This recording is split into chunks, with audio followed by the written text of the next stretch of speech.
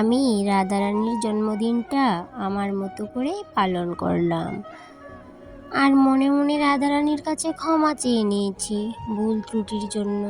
জানি রাধারানী মা যে দুষ্গুণ মাফ করে দিবেন, কারণ তিনি যে কোনো ভক্তের মন থেকে কোনো কিছু চাওয়াটা ফিরিয়ে দিতে পারেন না।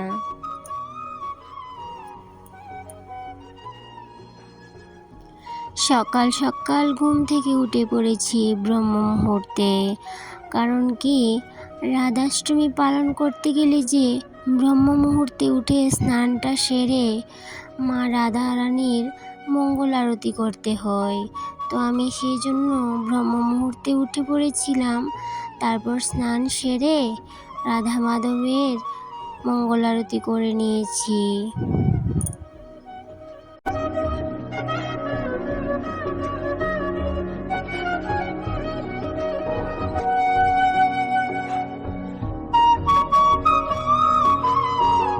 এইদিকে মঙ্গল আরতিটা সেরে নিয়েছি। তারপর সোজা চলে যাব ফুল তুলতে। কারণ কি, সকাল সকাল ফুল তোলাটা কিন্তু অনেক মিষ্টি লাগে। আমরা হয়তো অনেকেই জানি ফুলে ভ্রমর বসার আগেই ফুল তুলে নিতে হয়, জেনেও কিন্তু সবসময় তা করা হয়ে ওঠে না। আমরা যারা যারা সকালে ফুল তুলি তারা কিন্তু অবশ্যই জানি সকালবেলা ফুল তুলতে কিন্তু অনেক মিষ্টি লাগে। কারণ সকাল সকাল ফুলের সৌন্দর্য দেখলে অনেকটাই মুগ্ধ হয়ে যায়। যত বেলা বাড়বে তত ফুলের সৌন্দর্যও কমে যায়। এদিকে ফুল তোলা সেরে ঘরে চলে আসলাম। তো ঠাকুর ঘরে এসে সকাল 7:30 বেজে গিয়েছিল। তো আবার বাল্য সেবাটাও দিয়ে দিলাম তার মাঝে। তারপর আবার আরতি করে নিলাম।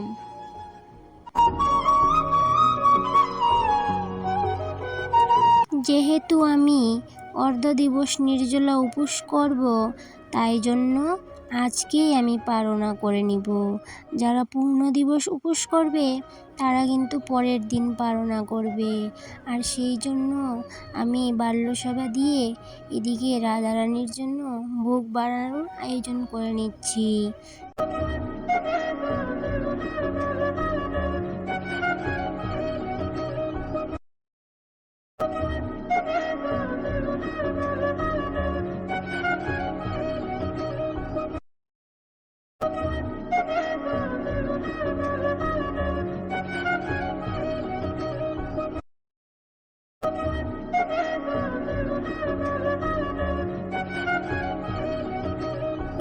যেহেতু রাধারানী মায়ের জন্ম সময় দুপুর 12টা, সেহেতু দুপুর 12টার এই রাধারানীকে অভিষেক করে 12টার পর মাকে ভোগ নিবেদন করে সেই প্রসাদ গ্রহণ করে উপোস ভেঙে নিব।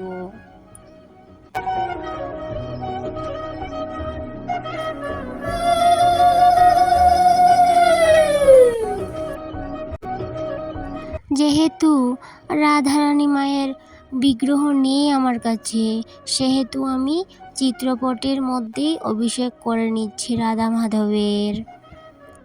তো এক এক করে দই, দুধ, ঘি, মধু, চিনির জল দিয়ে আমি অভিষেক করে নেব। মঙ্গল আরতির পরে ধূপদীপ কিন্তু নিভিয়ে নিলে চলবে না। 12টা অবধি ধূপদীপ জ্বালিয়ে রাখতেই হবে। পারলে সারাদিন রাখলে তো আরও ভালো। কীর্তন করবে, রাধারানীর শতনাম পাঠ করবে, গীতা পাঠ ইত্যাদি করতে হবে। তো প্রত্যেকটা মুহূর্তেই কিন্তু রাধারানীর নাম জপ করতে হবে। আর এদিকে আমার সাথে সাথে আমার ছেলেও কিন্তু রাধা মাধবের অভিষেক করে নিয়েছে। আর এই দিক দিয়ে আমি আবারও আরতিটা করে নিলাম। কারণ কি, প্রত্যেক মুহূর্তে মুহূর্তে আরতি করতে হবে। আর ধূপদীপ কিন্তু অনবরত জ্বালিয়ে রাখতে হবে।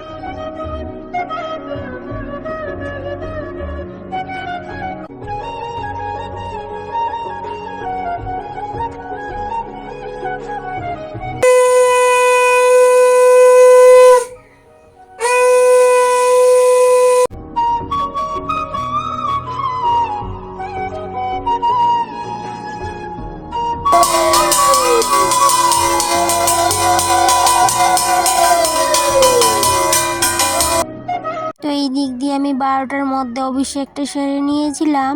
তারপর দুপুর 12টার পরে ভোগ নিবেদন করে নিয়েছি। তারপর আবার আরতি করলাম, শঙ্খধ্বনি উলুধ্বনি করলাম।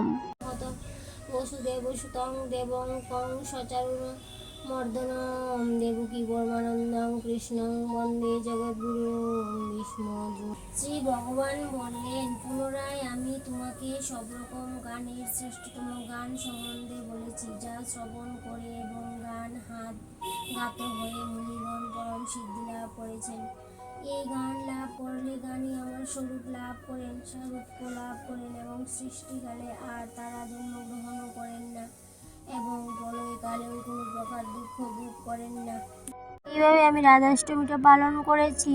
অর্ধ দিবস নির্জল উপবাস রেখেছি, তাই জন্য কিন্তু আমি দুপুর 12টার পরে ভোগ নিবেদন করে সেই প্রসাদ গ্রহণ করে কিন্তু আমি পারনাটা করে নিয়েছি। আর যারা পূর্ণ দিবস পালন করেছে তারা কিন্তু পরের দিন পালনা করবে, ভোগ নিবেদন করবে পরের দিন। তো আমি আমার মতো করে রাধাষ্টমীটা পালন করলাম। তো তোমাদের মতামত অবশ্যই জানাবে।